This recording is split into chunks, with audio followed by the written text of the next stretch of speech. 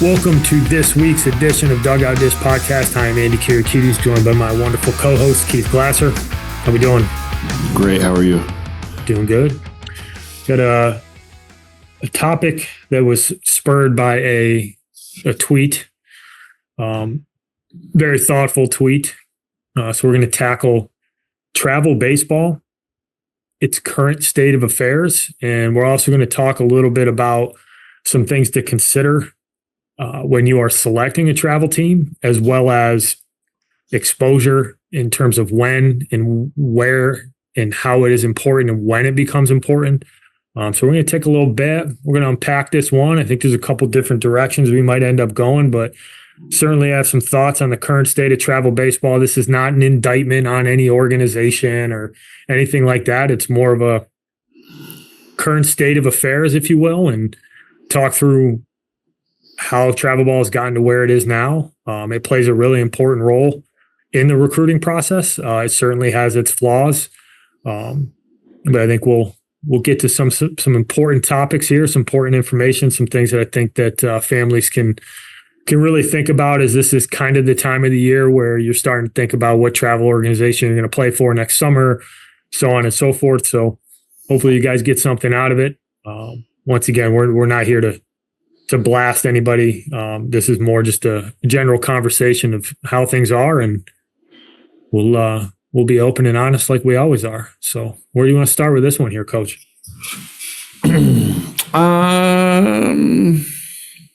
I guess we can start with the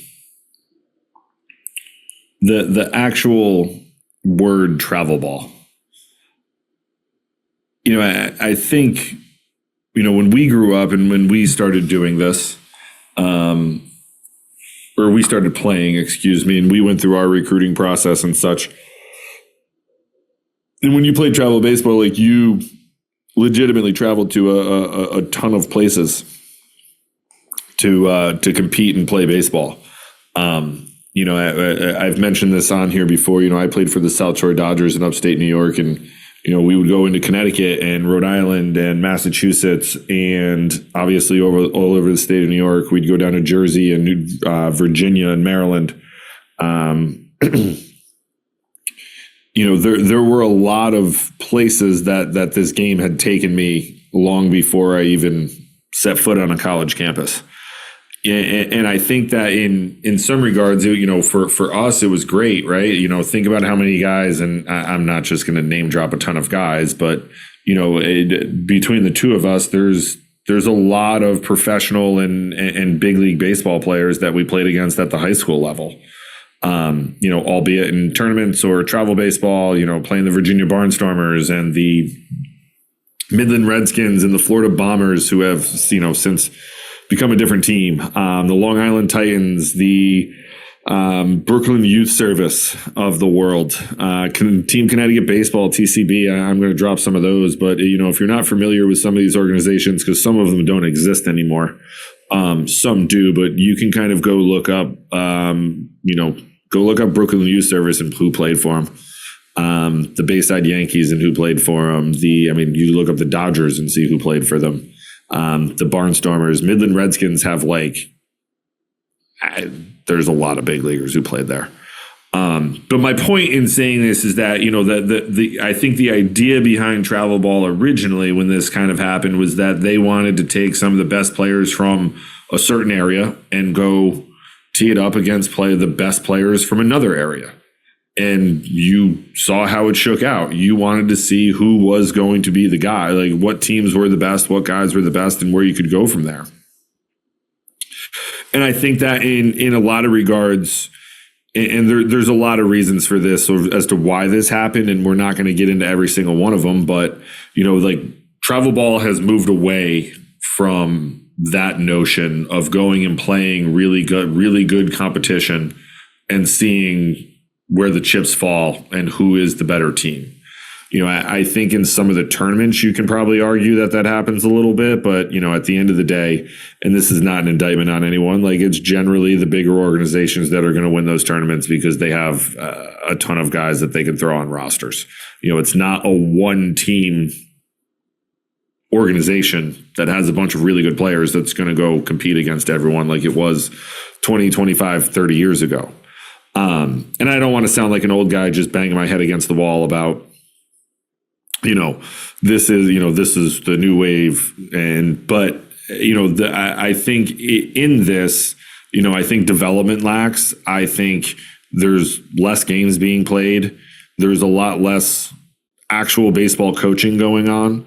And I also think that there's as college coaches, we have allowed this to happen because we show up at the baseball heavens and the Diamond Nations and the NEBCs and the Georgias and the Lake Points and the you name it out there complexes, because a lot of us have limited recruiting budgets, and it's an opportunity to be able to see a ton of potential student athletes play for a lot cheaper than going and chasing some teams around that have good players and sitting on those games and find the players that way. And it's gotten away from that, right? And it's the same argument. I think that if you trace it, it went from Legion ball to travel ball, and now we're into whatever this is now. And there is a movement to try to bring Legion ball back, but this is the same kind of problem. You have a bunch of people who might not necessarily want to, who just want to play baseball, but don't necessarily want to play competitively. And you have to also mix in your house and rec leagues, and, you can call it travel ball, but it's not really travel if you're just staying in your same region and or locality, and if you want to play college baseball, you need to go see what it's like to play against other kids who want to play college baseball. And if you're just going to go be the big fish in the small pond, you're in for a rude awakening, because there's not going to be a lot of people who are going to come watch you play. Not a lot of people are going to be calling, and then you're going to be left asking, why am I not getting recruited? Well, you're not playing against anybody. You're not getting out and being seen either. So it's a double-edged sword that way. But I think, the point of the tweet that we're referring to was more is talking about the development side and, the travel side of, it's just kind of become tournaments. There's not really a clash of the Titans, if you will, where you'd go play some weekends and you'd play against some really good competition and some really good players and kind of see how it shakes out. And, there'd be college guys littered all over the field. And it was a little bit more of it was a litmus test as to whether or not you could pass that test to be able to have a floor of playing college baseball. Because if you were just going to get blown up and not find success, it was pretty easy to kind of decipher, these are the things I need to get better at in order to play in college, or, you know what, I'm doing pretty well for myself. I got to continue to get better, but I'm doing okay. And, with the amount of teams and the amount of players and the amount of coaching, and I don't want to disparage any of the coaches, but how many of these people are really, really good at coaching and developing and doing those things? I know there's guys out there that are good, but I've said this before, if your full-time job is being a plumber, and there's nothing against plumbers, my grandfather was a plumber, but if you're spending the vast majority of your time doing that and you're developing guys based off of what you learned in high school 35 years ago, the game has changed. It's far different. And I think that there's that aspect to it too, of just starting teams and having people that don't necessarily have the most up-to-date information from a development standpoint that have kind of made it a little bit less, I don't want to say desirable. What's the word I'm looking for, Andy? A little bit, put this in a spot where it's not as good as I think it could be. How's that? Is that a better phrasing? Yeah, it's probably not as productive as it could be. And I think, you got these travel ball organizations, and let's not sugarcoat it. For some of these organizations, it is very much a business. And it's how many teams can we fill? How many kids can we get in a uniform? And we'll get them to some tournaments. And, some of those teams, to be honest with you, they don't really care about.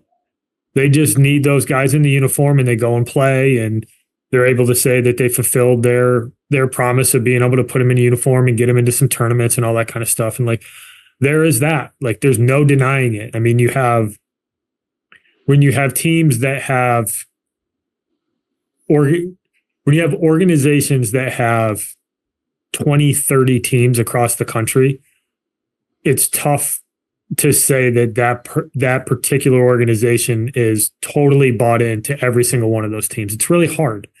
But I think what you're getting at around the productivity piece, or is desirable, is that there's not a lot of practicing going on. There's not a lot of actual coaching.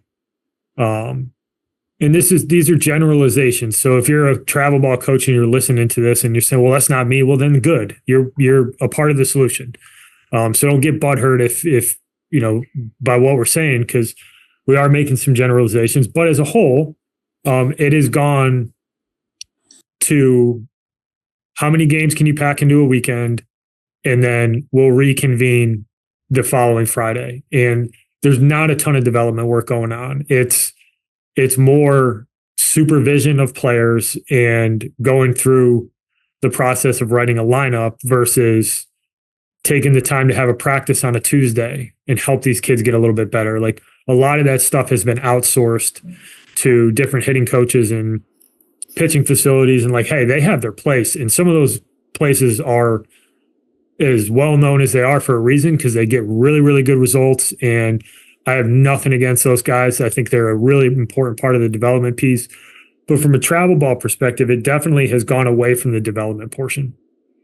And the development portion feeds into the ability to play in college, because most 15-year-olds aren't good enough to play in college yet. So the development portion becomes really, really important.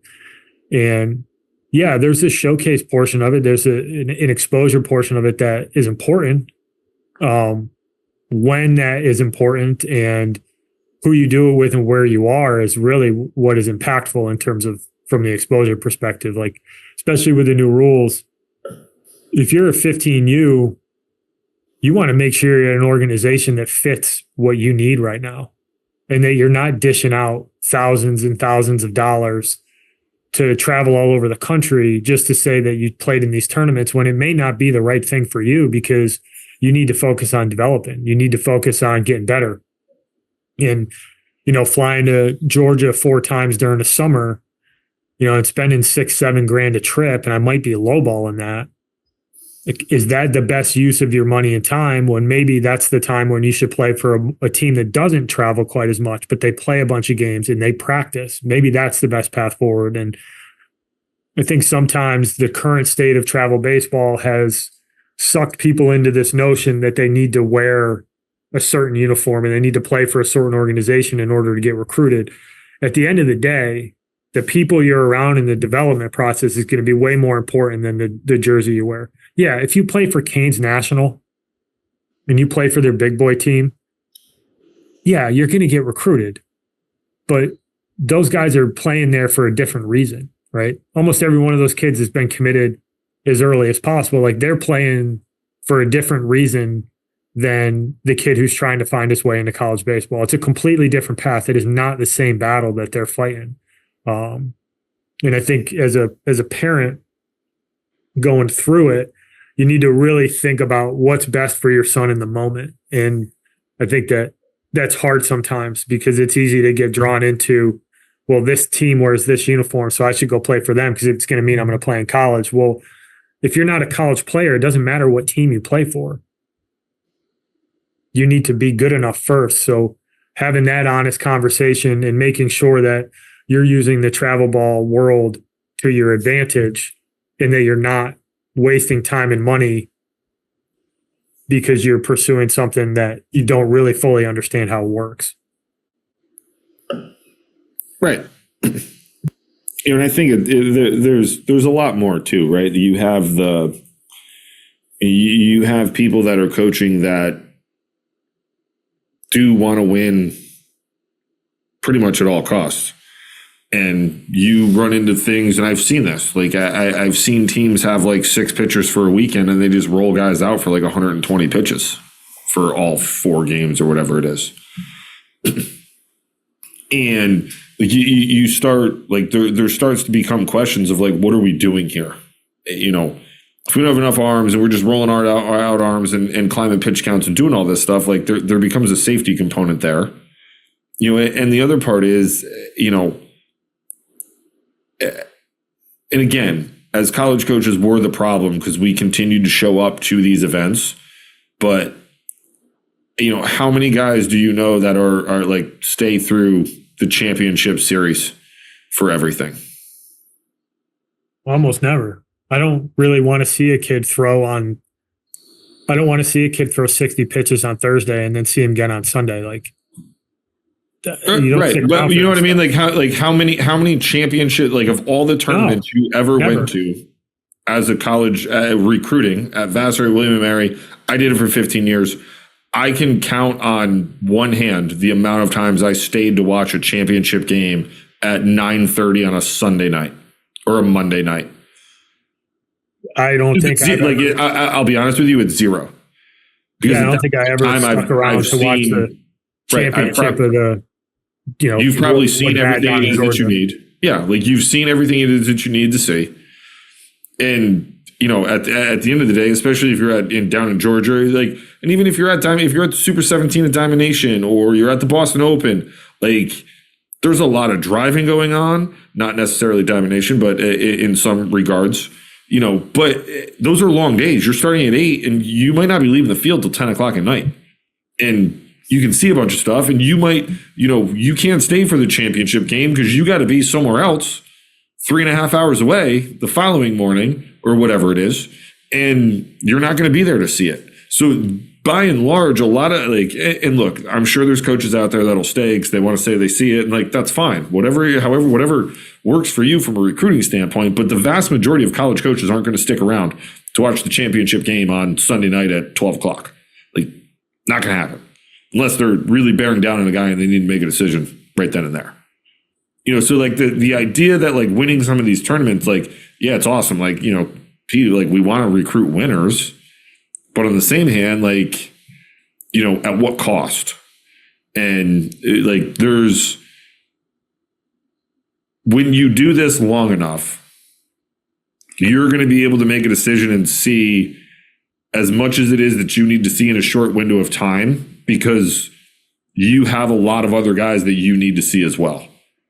So, like, yeah, that team might be in the championship, but if you watch them play 3 games on Thursday, Friday, Saturday, and you watch 12 at-bats and you already made the decision on a guy, like, your decision isn't going to be changed by what you're going to see in another 2 or 3 at-bats that weekend. No. So, absolutely. No, and I mean, we're getting into a little bit of a different area here, but I think it's completely relevant. And this is one of my issues I have with the way the travel ball is set up right now. It might be my biggest issue I have with it, is the way pitchers are handled. And there's 2 layers to this. One, there's a safety component, and I can't stand when you see a kid throw on a Thursday and he throws 60 pitches on a Thursday, and then the coach wants to bring him back on Sunday so they can win a consolation game. Like, that's not good for the kid. There is no high school kid who is built to throw like a college bullpen guy. They don't get enough rest. They wonder why these kids break down. They wonder why these kids get hurt. And a lot of it has to do with the way these tournaments are set up, and you're jamming 6 games into 3 days, which is insane. The other part of it is from an evaluation perspective. Hold on. Let's just unpack that for 2 seconds. Yeah. I know where you're going with this, and hit him with it. Because you're packing 6 games into 3 days, which, if we talk about this from a college baseball standpoint, like you're talking about a 4-team or 6-team conference tournament that's going to run Thursday to Saturday, Friday to Sunday, Thursday to Sunday, with the rain day being Sunday, whatever, right? If you bounce yourself in a loser's bracket, like, yeah, you're coming back and you're playing a decent amount of games. College pitching staffs run out of pitching in conference tournaments when they have to do that.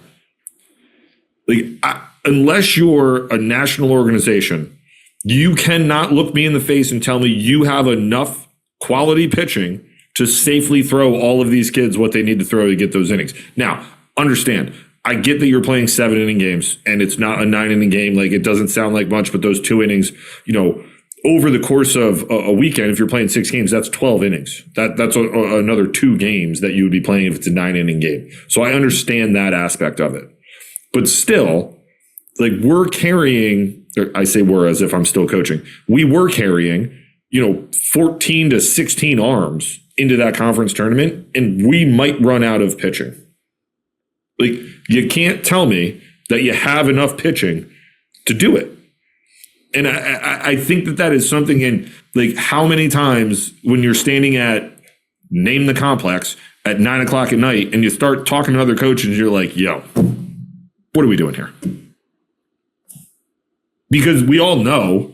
Yeah. And again, I will readily admit we're part of the problem. We were part of the problem because we show up to the games.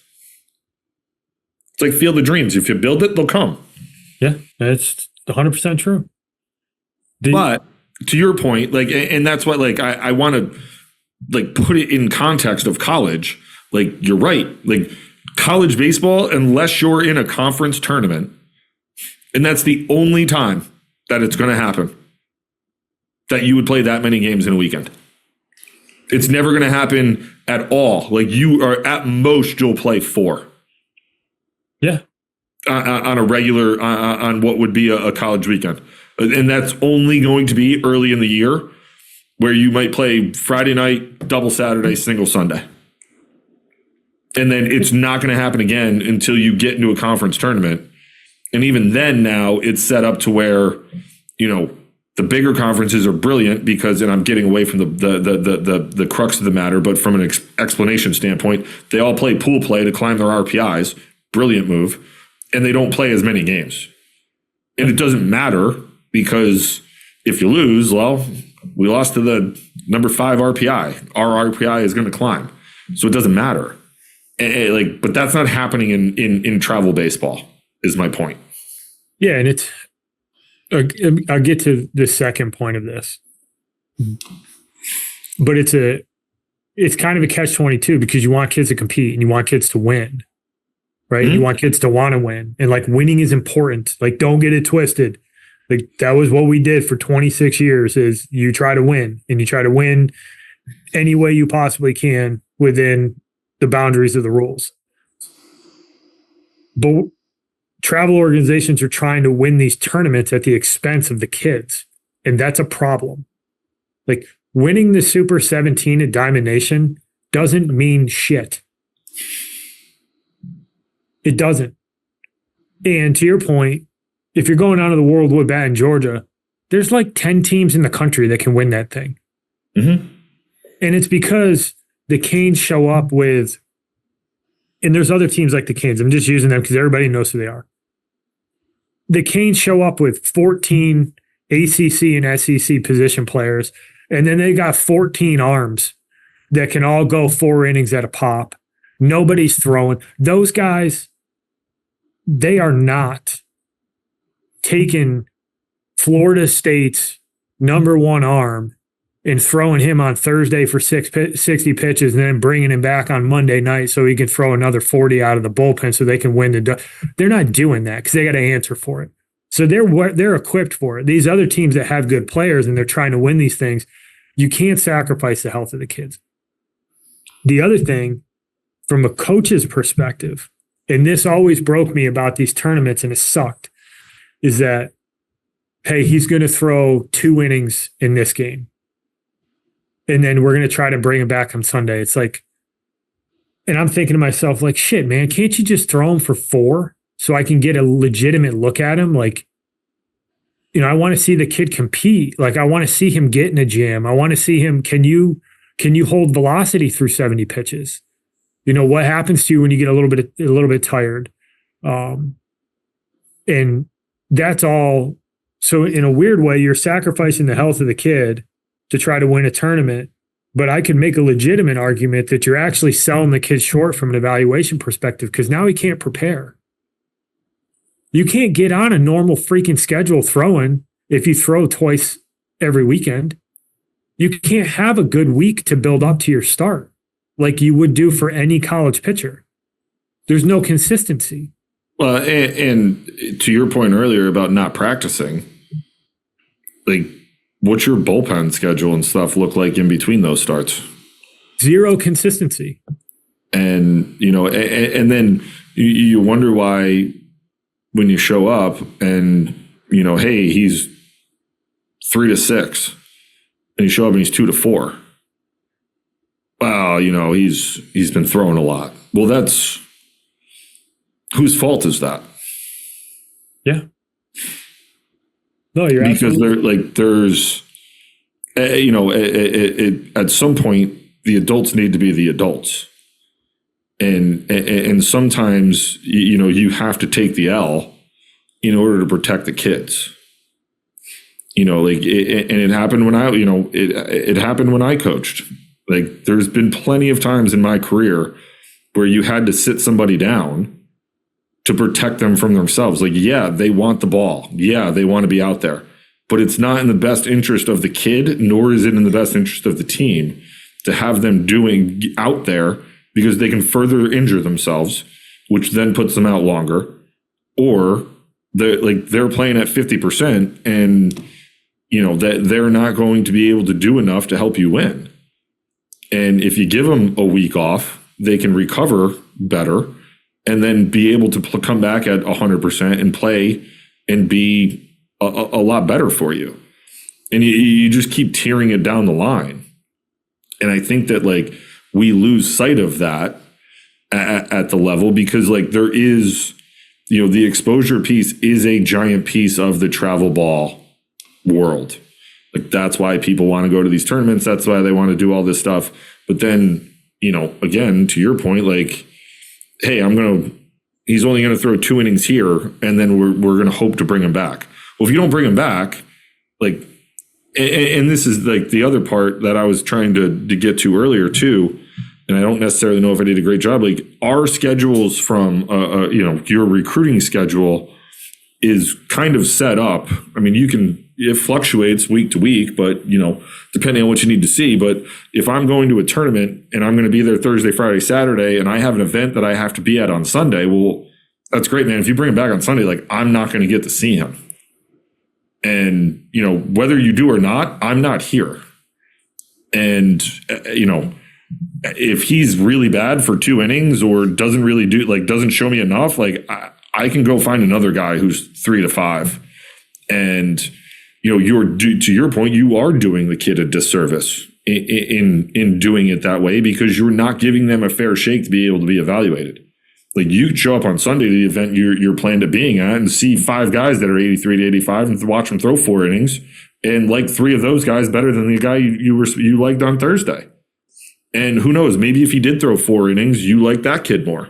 But you don't get to get enough of an evaluation in 2 innings. And same thing when they flip position guys in and out and do this stuff. You go and it's subjective when you're watching, let's call it infielders, because they could not get a ball hit to them for a while. But if they're on the field for only 3 innings, they might not get a ball hit to them at all. And you can't what am I going to do? Evaluate you off the brown balls that the first baseman's rolling to you in between innings? What kind of evaluation is that? Yeah, it doesn't do anybody any good. And if you're a travel ball coach listening to this, or if you're a parent, this is some of the stuff that you need to, and we'll talk about this, but this is some of the stuff that you need to think about. This is coming from 2 guys who did this for 26 years. We're not 2 talking heads who haven't done this. They have never been on the other side of this. Protect the kids and give them the best chance. You want them to get to recruited. It's not about how many times they throw in a weekend. It's about them being prepared to throw well when it's time for them to throw. And if that means that you tell a kid on Monday you're throwing on Saturday, which is another pet peeve of mine, is that the kid won't find out he's throwing until 48 hours before his start. It's come on, man, give that kid a chance to prepare. Because if you know on Monday that you're going to throw on Sunday or you're going to throw on Friday, your whole week of preparation changes. Your bullpen day changes, when you long toss changes. how much you throw in between changes, your conditioning, your lifting. Like you want to put these kids in a good situation to perform, give them lead time, and give them the ball and let them pitch. And I understand there's extenuating circumstances sometimes, right? But if you do that enough, that kid will shine and coaches will show up because he's good enough. But if the kid's velocity is down because he's tired, he's not going to get recruited anyways. So you're really hurting the kid. And you're putting him in a situation where if you ask them to throw twice a week and you do it for 6 weeks during the summer, it may not bite him then, but at some point it's going to set him back. And that's the worst thing that can happen for a kid is being on the shelf. And I understand injuries happen and you can do everything perfect and still get hurt. I get that. I understand. But you want to stack the chips in the favor of the kid as much as you can. And preparation is such a key piece of that. And, you know, these same coaches talk about preparation and routine and how they go about their business on the, like, give these kids a chance to do that and make sure, like, if you need to have one less team or you need to have 3 or 4 extra pitchers on a particular team in order to do that successfully, maybe that's something guys should think about. Because I want to see, if I'm a college coach, I want to see a kid perform when he's ready to pitch, right? I want to see the kid who had a week to prepare. I want to see what he can show me.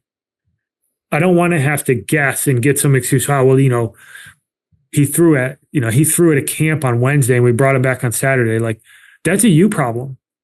Maybe you should have given him another day's rest. Give these kids a chance to be good. Yeah, and I think that it's you bring up an interesting point because it's difficult to navigate in today's recruiting world where you are playing tournaments and there are camps and showcases that kids are going to and the like. And I think that it can get difficult because, you know, everyone's heard the horror stories of, you know, the coaches that, you know, they don't want you to go to the showcases and tournaments and this, that, and the other thing. But, you know, there's something to be said if you're a kid who wants to go play in the Ivy League or the Patriot League or the NESCAC, and you're going to tournaments with your travel team and none of those coaches are ever at those tournaments, then you're not doing yourself any favors by not getting in front of those coaches. So your other option is to go to a private showcase or go to their own camp where you want to make sure that you're in your best shape to be able to show them that to give the best account of yourself to be able to be evaluated by them and potentially be recruited. And I think that there's, you know, it's a hard thing to navigate, but it's doable, to your point, if, you know, maybe instead of having 10 teams, you have 7 and there's more arms on teams so that when you do get jammed up that way, it's not a detriment to all of the, you know, it's not a detriment to all the kids that are on that team or the kids that, you know, are trying to get that fair shake. Because there probably are kids on that team that are getting recruited by schools that are showing up to the games. But the likelihood of you being able to go to tournaments and having every single one of your kids who wants to play college baseball be evaluated by the schools that they want to go play at, I have to imagine that's a very, very low percentage that's happening for. So they're going to have to supplement with something else. And if you're in it for the kids, you have to be flexible enough to allow them to be able to go do those things so that they can go out and hopefully get recruited by some of these schools that aren't able to go to these tournaments. You know, especially if you have a bunch of Division III kids. Like the recruiting budgets at the Division III level are minuscule compared to that of the bigger schools and the Division I's. They don't have the money and resources to be able to go all over the country and see all the kids it is that they need to see. And if you're in the high academic world, forget about it because you are recruiting the entire country. You can't jump a plane and go to California 4 or 5 times. You can't go down to Texas. You can't go down to Florida. You can't go down to Georgia. You know, you can pick 1 or 2 of those places, but for the most part, you can't go and see all these kids. So those kids have to come to you. And the coaches, the travel ball coaches and the high school coaches need to understand that is the state of college recruiting right now. You have to be flexible to allow these kids to be able to be seen by the coaches they want to be seen by, or the coaches that are actively recruiting them. You know, if I'm recruiting you and I was at RPI and you're from Texas and I can't get to Texas, the only way for me to see you is for you to come to me. And if that interferes with something and I do like the kid, then, you know, that kid needs to make a decision. And it can't be a decision where they feel the pressure that they can't leave to go do something to be seen by a coach that's recruiting them that at a school that they want to go to, and be like, well, I'm getting pressure that I can't go. I've heard it. It's out there. I know it is. We all know it is. 100%. But like, that's not in the best interest of the kid. So you can't tell me that I do it for the kids. And then when push comes to shove, you want them there so you can win a game. And it's the same for like these high school summer teams. You know, there's high schools out there that run summer teams and fall teams that don't, the kids feel pressure to play with them because they want them, whatever. They want their high school team to be good for the 15 to 16 games they play the following year. Like, you're doing the kids a disservice that do want to go play in college. Because if you're just going to play locally, no one's going to come see them play. So then they have to go be seen. And if you're blowing them out on Wednesday and Saturday, and then they're trying to go to a camp the following Monday, like, they're going to be 80 to 82 when they're really 83 to 86. And they can't give their best fastball or account of themselves because you want a team build for your 15 games next April and May. Like, what are we doing? Yeah, 100%. Right, here's it. After this statement, which I'm sure will ruffle some feathers, but we'll talk about some things to consider, right? And like things that parents and kids need to take into account when they're making these decisions on who they're going to play for. Because there's some stuff that you absolutely need to consider. But if you play for a travel team and you're a Division III player and you go down to Georgia for the World Wide Bat, you are wasting your time. You're not. It just basically, you're going down there you're spending a bunch of money to go to Georgia to play 6 games, probably get rained out twice, drive 5 or 6 hours while you're down there, and you're not going to get recruited because unless it is a regional Division III team in the state of Georgia, South Carolina, they're few and far between down there. They don't go. If you're a kid from the Northeast and you have dreams of playing in the NESCAC, they don't go down there. If you're a New Jersey kid and you're a Division III guy and you want to play in the NJAC, freaking great Division III baseball, Montclair State doesn't fly to freaking Georgia. No, the Liberty League doesn't go to. No. I think for a little while there was a school or two that did, but that was extenuating circumstances there. There's a lot of big time Division I. The SUNYAC isn't flying down there. There's a lot of Division I schools that don't go. Yeah, there's a lot of Division I schools, specifically in the Northeast, because you have a bunch of states right next to each other, right? Connecticut, Rhode Island, Massachusetts. A lot of those guys won't go down because they recruit regionally anyways. Like, they won't go to Georgia because they're going to fly to Atlanta to watch the same teams that they watch all the time. Right. So, there's some better competition down there, you could say, but I mean, at this point, that tournament has been watered down so much because there's almost 500 teams in it now. And that leads us into the kind of the conversation here, which is it always starts with a really good self-assessment. Understanding where you are in your timeline, where you are in terms of how you fit into college baseball. That's where the conversation starts, right? If you're 14U, flying around the country to play in tournaments, unless you're playing for Team USA or something like that, where we're talking like the vast majority of kids, most 14U kids, you don't need exposure, doesn't matter at all. Mm-hmm. It's especially about gains and it's about development. As you get a little bit closer, which I would argue 16U is probably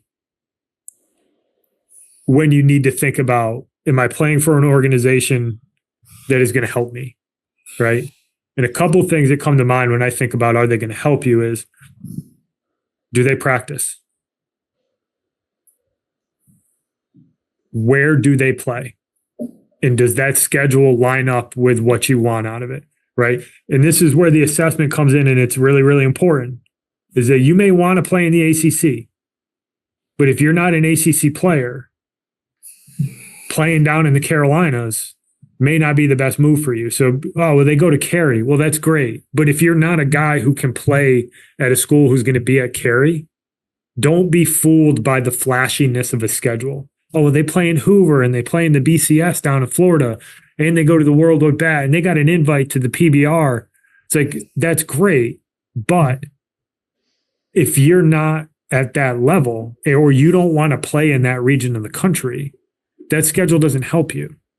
If you're from Texas and you have aspirations to play high academic Division III baseball in the Northeast, and your travel team only plays in Texas, it ain't happening because they're never going to see you. So you got to have that really good self-assessment. You got to look at, where does this team play? Are they going to be in front of schools that I have interest in? And for the vast majority of kids, your recruiting experience is going to happen within 3 hours of home. Mm. Like, yeah, if you're from Massachusetts, can you play in Virginia? Yeah, of course you can. There's a lot of great schools down in Virginia. But if you want to play in Virginia, you need to get to Virginia. And you need to make sure, because if you're not a top guy, George Mason's not driving up to Massachusetts to go watch a kid. There's too many kids in Virginia. If you want to play at a great school like Randolph-Macon, like, Ray's not driving up to Boston to watch you throw. You need to come to him, to your point, just like you were talking about with RPI. So the self-assessment's always where it starts. We hammer that home, and it's the most important part of this process, is being honest about where you fit and what you want. The second thing is, when you're talking about these travel teams, is make sure that the team that you're playing for plays in places that are going to be helpful in your recruiting process. Don't be fooled by, well, we play in these big tournaments. It only matters if you line up with the coaches that are going to really be at those places. Yeah. It's not, there is some truth, and you'll always hear it. Like, if you're good enough, they'll find you. Like, there is some truth to that. And we've talked about this a lot on here, where, Twitter and people you can work with and the internet and a lot of this stuff has allowed for the recruiting world to be shrunk a little bit. But at the end of the day, the coaches still want to make sure that you have the skill set to fit into their program, and they're going to want to see you play, whether or not it's in a tournament, a showcase, their camp, whatever it might be. And I think that you need to be hyper aware of what that schedule looks like that you are playing for, the team you're playing for. How does that help your recruiting process so that you can get recruited by the schools it is that you want to be recruited by? Because you're 1,000% right that you can go play all the flashy tournaments and not gain any traction because you're a D3 guy, and there's not a lot of D3 guys, if any, at those tournaments. And you're going to get frustrated because it's like, well, we're going to all these places, there's college coaches, and I'm not getting any traction. Well, yeah, you're a 3.7, you're a 3.8 with a 14.20, and you want to major in engineering. There's been 3 college coaches who have seen you play that fit that academic profile in the school that you're looking for. And, one's a service academy and 2 are, high-end Division I, and you're not that player. So you need to find out a way to figure out where you fit in and get in front of those coaches. And it might be that you have to do some extra stuff from a camp standpoint, or, you might have to have a hard conversation with whoever runs your organization of like, hey, this is what I want to do. What do you know about this? Like, what coaches do you know in these areas and these schools that you could help me get in front of? And if they don't know anyone, like, you need to have a hard conversation of like, well, I don't know, like, I'd love to stay here, but if you can't help me, then I don't know if this is the best place for me. And that's an okay conversation to have with people, because if they can't help you, then what are we doing? You're just going to spend a ton of money going around to all these tournaments and travel and food and hotels and everything else to not get seen by anybody it is that you want to be recruited by. Yeah, at a certain point, you got to be selfish. Like, especially if you're getting into that junior summer, right? The summer going into your senior year. Mm-hmm. You have to be selfish with your time, because if you don't go to where the coaches that you can play for, the schools that you're interested in, you're just wasting your time, period. And you have to be selfish to a certain extent when it comes to that, because if you're not in front of those guys, they're not going to get evaluated. And the best relationship ever with a coach may not get you a spot anywhere if they don't see you, because there's too many other good kids, right? And yeah, like, do we have guys that we can call where if we said, hey, man, this is a no-brainer, I don't know if you're ever going to see him, but I think you should take this kid. Do we know guys that will be like, yeah, tell him, like, we're good, let's do this? Yeah. It's not often that card gets used, because you don't ever want it to come to that. Correct. Because that kid should have a plan where the phone call is, hey, man, we think this kid's pretty good. How do we get him in front of you in the next 5 months, because we got ahead of the game? Mm-hmm. And you're not scrambling in September trying to pull strings, trying to get some stuff done. So, yeah, to your point, they have to be able to help you. And if they can't, then you probably want to look somewhere else, right? Do they have a history of doing well with kids at multiple levels, right? Everybody wants to sell you on, well, we had this guy go to Virginia and this guy went to, those kids are easy. Mm-hmm. How many Division III guys do they have? How many guys going to play Division II? How many junior college guys? That's an organization that brings a ton of value, because what they're probably doing is they're probably not loading up their rosters. They're probably taking kids into their organization because they're doing something development wise, and they're doing something from a recruiting perspective, or at least a showcase perspective, that is allowing these kids to get seen. And you're seeing kids on all ends of the college baseball spectrum being placed in different organizations. And that's an organization that's appealing if you're somebody who's trying to play college baseball and you're not a surefire Division I guy. Like, you need to be with somebody that's like, yeah, we've had guys go play in the SUNYAC. We've had guys playing in the NESCAC and JAC. We've had guys go play down in the ODAC or the Centennial Conference. Like, that's the type of place where you go, all right, these guys are working for all different kids.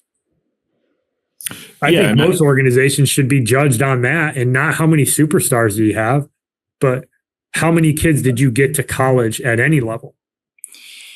Yeah, I couldn't agree more. And I want to take it back just very quickly. You know, when we're talking about the self-assessment and all that stuff, you know, it's the same conversation. You know, if you're having a conversation with the coaches and you're saying like, well, I want to play at Wake Forest, and the coaches say like, you're not an ACC player, you have to take that and understand that, okay, I'm not an ACC player, so I need to adjust my expectations and what it is I'm doing. Like, where do you see me fitting in? And if they have a legitimate answer and they have a plan for you, then okay. But you know, I think sometimes it can be hard if you're paying to play in this organization and then they tell you that you're not as good as you think you are. People get upset about that. And you have to understand that this is 7% are going to go play Division 1, 2, or 3. It's like 2.2% are going to go play Division 1, and it's wildly lower than that are going to go play in the ACC and the SEC. They're few and far between. And if someone is being honest with you and saying like, hey, you're a good baseball player, you could be a mid-major Division 1 guy, or you're a Division 2 or Division 3 guy, but you can't play in the SEC or the ACC, you have to take that feedback and not get super mad about it and adjust what it is you're doing in order to be able to be recruited to go play college baseball. And, because I think that is the other side of the coin when we talk about whether or not they can help you out or not. Like, if they are helping and genuinely giving you honest feedback, you have to take that feedback. You can't just be like, well, you don't know what you're talking about. I can't tell you how many people in my life that I've heard sit across from me and be like, well, this guy doesn't know what he's doing. Okay, well, I can tell you for a fact that you've been seen by, 250 Division I coaches. Not one of them's calling. So the market tells you what you are. And if the coaches who have seen a lot of these guys tell you you're not an ACC or SEC player, that's okay. You can still be a really good baseball player and develop and, have a phenomenal career. But you need to adjust that and take that honest feedback and use it to craft your recruiting plan around the feedback it is that you're getting, whether it's from your coaches, people like us, whatever it is. But you have to take that and honestly sit with it and figure out what it is that you need to do in order to get to the level it is that you can play at. I mean, just do the math. There's, you talk about the Power Three now, Big 12, SEC, ACC. There's less than 500 kids that go onto campus for their first year moving forward in those three conferences. Mm-hmm. And that's not counting junior colleges, which a lot of those schools recruit out of junior college. So like you might be looking at 350 to 400 high school kids who play in those conferences, those three conferences. It's a really elite group of players. And just because you're not one of those guys at the high school doesn't mean that you're not good. And then we talk about all the time, Division I baseball is not like football. There's a lot of schools who don't play in those conferences that are freaking legit. Go look at D1Baseball.com's top 100 and tell me that you would have expected Fairfield and Columbia and Penn and Northeastern to be in that mix. Army. Like most people have no clue how good those programs are. It's because they think the only good baseball is the ACC, SEC, and the Big 12. And it's just not the case. So if that's the type of feedback that pisses you off and like either use it as power or like you need to really reassess how you take feedback, because to your point, the market is what the market says you are, right? You can want to play at those schools, but if those schools don't want you and they've seen you, then yeah, you can be pissed about it. That's fine. But like, you got to move on. It's a big reason that we like to have guys go to on-campus camps with guys that we know and trust, because we get that feedback and we get it early. So now we know, hey, you went to this camp. They thought you were a little bit short for them. Here's some feedback. Well, now we know, all right, well, we know all the schools that fit in that stratified layer of schools. Well, you're probably not good enough for those guys. So what's the next tier that we can get you to? That information is so valuable in this process. And if you were at a travel ball coach, if you're with a travel ball team who's willing to give you that information, if you can receive it, that's actually probably a pretty good place to be. Getting told what you don't want to hear doesn't mean that it's not what you should hear. And don't run to somebody who's going to tell you, hey, I can get you there. I know so-and-so at whatever ACC school, like I can get you there. They're full of shit. Mm-hmm. I mean, it's true. I mean, I would be lying to you if I told you that never happened when I was coaching, because it has. And you generally don't take those kids. But it's being able to assess that honest feedback. And I think that, I'd like to think that from a travel ball standpoint, that you are getting that from the vast majority of people, and especially the people who have been around for a long time. If you're in an organization that has a plethora of coaches who have been around doing it for long enough, they know what guys looked like at certain ages that went on to certain schools. And they can give you an honest assessment of like, hey, this is where so-and-so was and he ended up at Marist. This is where so-and-so was and he ended up at RPI. Like, they can give you that feedback in, to your point, like how you take it is, if you can't take that, then, one, you need to reassess how you take the feedback. But the other side of it is college baseball might not be for you, because if you get there, you're going to be told plenty of times things that you don't want to hear.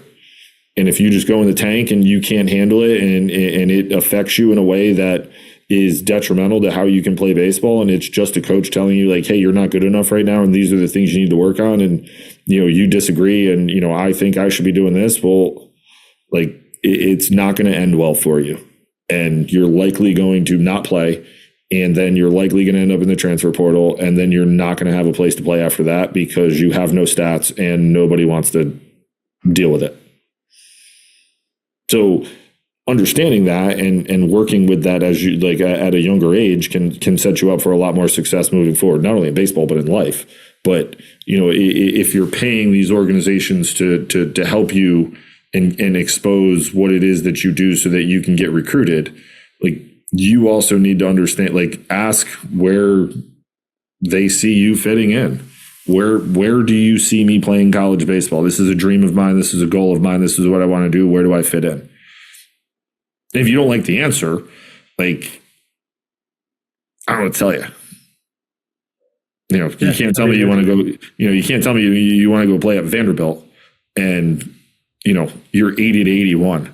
Like, I want to go play for Corbs. Like, okay, watch them on TV. There's not a dude on that roster that throws 81 miles an hour.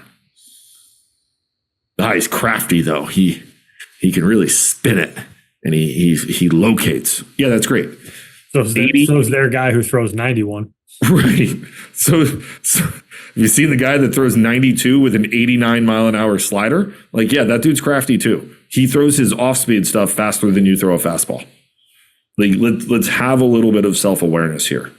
And obviously this is a little hyperbolic, but like, you need to understand that aspect of things of like, you can't sit here and tell me that you want to go play in the SEC and you want to pitch at Florida, and then you watch Florida pitch and you're like, there's not a dude who throws under 89 miles an hour and I throw 82. Like, I don't know if Florida's in the cards for me. I mean, I can unequivocally tell you that Florida's not in the cards for you. So, have that a little bit of self-awareness when it comes to those type of things. And if you go in and you ask like, hey, here's my school list, and it's a bunch of ACC, SEC schools, and you throw 82 miles an hour, like, you're damn near delusional in thinking that you can go pitch there. Yeah, be careful of people who try to sell you the world and promise you all kind of stuff. Like, you want a coach who you hand them a list and they go, here are the schools on the list that I think you fit at right now. These schools I think are a stretch. Here's why. Here's what we can do to help. Like, anybody who tells you everything you want to hear should be a red flag. Like, parents, you have to be able to step back and realize that you have to have an understanding of where your kid fits to a certain extent, which takes an education on college baseball. But don't be sold a dream because you're getting promised the world when you just don't have enough self-awareness to be like, hey, that doesn't sound right. Like, you're telling me you can get me there. Like, I know my kid's not good enough to play at that level. Anybody who's willing to give you an honest answer and maybe tell you something you don't want to hear, that's the guy that I would continue the conversation with, because they're probably going to be honest with you when they really need to be honest with you. If they can tell you how they can help you, but not promise you that they're going to get you a result, because there's way too many variables to be promising people. That's an organization that I think is worth time and consideration. Yeah. The organization, hey, like, you do some good things. You use some things really well. Like, I think your floor is a Division III school right now, but, we can continue to develop you here. Like, you could be a Division II, mid-major, Division I type guy in a couple of years if you continue to put in the work. And in all of this, when we talk about travel baseball and such, like, the overarching theme here too is that you need to continue as the player to put in the work and develop as well. Like, you can go to all these tournaments, you can do all this stuff, you can play for the best teams, blah, blah, blah, blah, blah, whatever. But if you're not willing to put in the time and you're not willing to kind of sacrifice and pay the price for what it is that you ultimately aspire to, you're going to be left standing out in the cold. So like you have to have some skin in the game as a kid as well, that you're going to do the things it is that you want to do and need to do in order to get to the spot that you want to. You can't just rely on the organization and their track record and, that it's just going to work out for you in the end. You need to put in the time, energy, and effort in order to get to that point as well. And when you're in good organizations, they're going to have development plans for you in order to be able to get to that point. Again, it's up to you to put in that time and effort to be able to get yourself to that spot so that you can get recruited. 100%, Coach. I mean, I think just be thoughtful of the people you surround yourself with. Understand where you are in the recruiting process, because I think that's a really good place to level set, right? If you're 14, focus on the development. Focus on making sure you're around some people that can help your son get better. Focus on making sure that your son's around adults that are going to help him become a better person. You get to 16, you need to start thinking about, am I in the right places? But then again, it comes back to that self-assessment, and make sure that the travel organization that you associate yourself with is going to put you in a position to be successful on the field and in the recruiting process. And if you need help with that, call us. Well, sure will. I promise you we'll be honest. if you can't tell from our podcast. But no, I mean, I think travel baseball it's not bad. It's like, that's not the message of this podcast. It's just it's changed. It's different. It's a different world than it was 10 years ago. Just like baseball is a different game than it was 10 years ago. It's not about throwing shade, and like, there's a lot of organizations that do awesome work. Just do your due diligence to try to find one of those and put your son in a good position, surround him with good people, and just understand how this system works so that you can use it well, and make sure that you give yourself and your son a chance to succeed in this process, because it's hard enough as it is. You want to make sure you remove any of those barriers that may get in the way, that you have the ability to remove from the process. So anything else you want to add, Coach? Nope. All right. Well, thank you everybody for listening. Tune in next week for another highlight-filled podcast, and we'll talk to you then. Thanks, everybody. Thank you for listening this week. If you're watching on YouTube, go ahead and hit that subscribe button and smash that like button for us. Check us out on Apple Podcasts, Google Podcasts, as well as Spotify. You can follow us on Twitter and Instagram at EMD Baseball. If you want to find out what me and Keith do to help families and players navigate the recruiting process, go ahead and check us out on emdbaseball.com. Take a few minutes to check out our new online academy. I promise you'll get some good information out of that. Thanks again for listening. Check in with you next week.